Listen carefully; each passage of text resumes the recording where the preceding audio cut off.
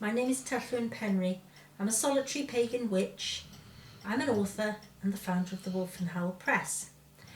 Tonight's little talk was prompted by something that somebody said to me a couple of weeks back.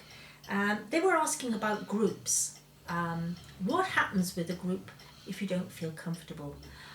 What things do you need to look out for with groups? Because, there's always been a great tendency to say, oh, well, if somebody wants you to get your kit off, if somebody wants you to get undressed and you don't feel happy with that, well, leave the group immediately. But, most problems with groups are not down to ritual nudity. In fact, a lot of groups don't practice ritual nudity anyway. Most of the problems, with groups are down to money. Now, money sounds such a terribly mundane thing. Oh, wow, it's so beneath us all when we're on a spiritual path to even think of money. I mean, when I was a girl, they used to call it filthy lucre, which I think is a wonderful expression. But, there is a tendency to pretend that nobody on a spiritual path could possibly be doing the dirty in some way by means of money. In fact, it's often the way that things start to go downhill. So, just a few words, short talk, a few bits of advice. You don't have to be in a group, a physical group, a group that actually meets in somebody's front room or the village hall or wherever it is, in order for the business of money to become a problem. In fact, money will often rear its head as a problem within a group when you are not meeting face to face, because online it has become so easy. You can do these fundraising things. You can make crowd appeals. You can raise money for this, money for that. Give me a few £, here, give me a few £, there. It has lost its immediacy. If I come up to Mr. Penry and say, yeah, give me some money, well, yes, he's a kind man and I'm sure he'd say yes, but if he said it to me, I'd be saying, what do you want it for? There's that immediacy when you're dealing with people face to face and you're talking about things like money or anything else, that there isn't online. Online there is this screen, there is this barrier. You get into online groups and all of a sudden it's gone from being a spiritual thing to being a fundraiser. Now, how do we decide whether or not we are happy with it? Well, partly, I would say it's the purpose for which it's put.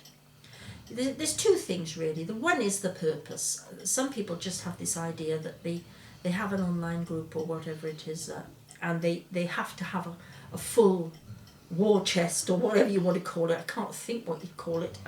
Treasure chest, what have you. They have this feeling that we must fill our coffers. That's fine, if they tell you why. And they should not resent being asked, why do you need this money? What are you going to do with it? They shouldn't resent being asked. Some do. Some get really iffy if you ask. Oh, well, we need it for our work.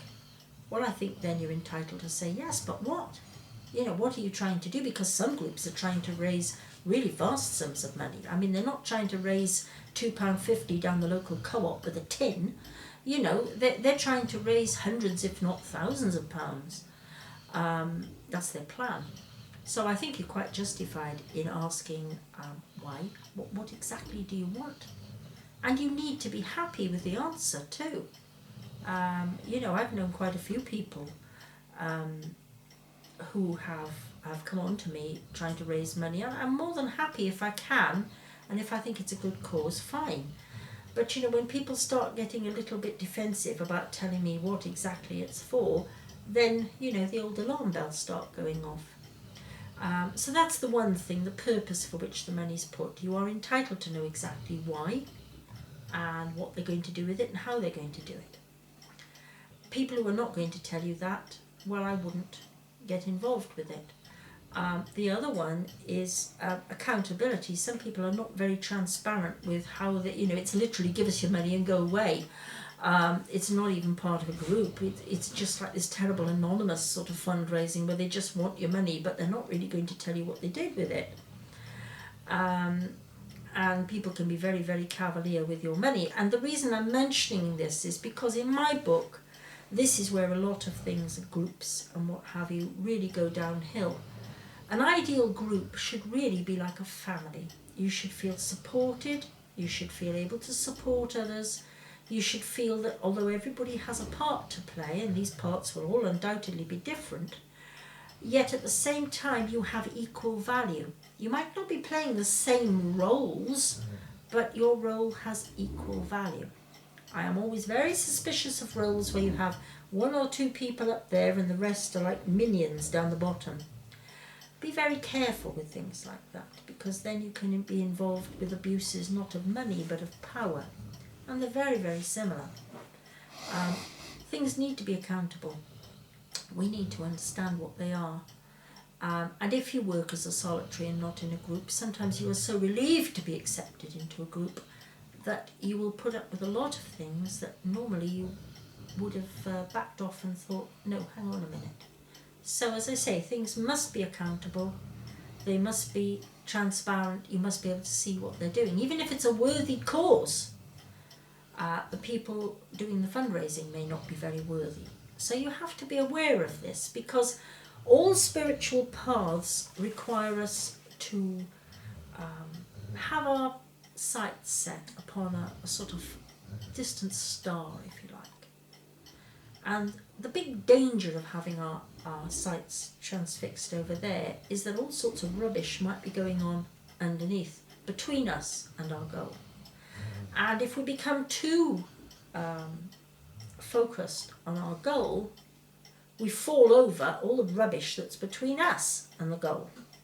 So we do have to think of these things. It's very, very important, because there are a lot of people out there who are trying to actively discredit spiritual, pagan communities, and there are a lot of pagan communities that are doing a pretty fine job of discrediting themselves. So we do have to be careful. Just because somebody says they're a pagan, it doesn't mean they believe in it, really. Just because somebody says, I'm a good person, I'm working on your behalf, it doesn't mean anything of the sort. Use a bit of sense. Ask yourself if you would give to this person or group if you were there actually with them. And, it's not that I'm ranting against materialism or anything like that. Many groups do require funds. No doubt about it. Lots of things are very expensive to do. But it's up to us to make sure that if they are fundraising, they're using the funds wisely and well.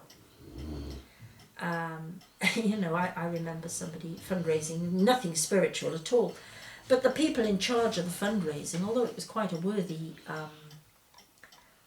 purpose, they didn't have a clue. They never got quotes on things, they never checked how many were coming to events or anything, so they lost money on the events and things like that. If you suspect the group is being run by people who haven't got a clue, then either offer to do the work for them or get the hell away from it. Anyway, I hope that has been a helpful little chat. I only wish I could make you all a cup of tea. We could sit you with a cup of tea and a biscuit on this cold night. But we can't, so we'll just have to imagine it. Anyway, thank you very much for listening. Good night.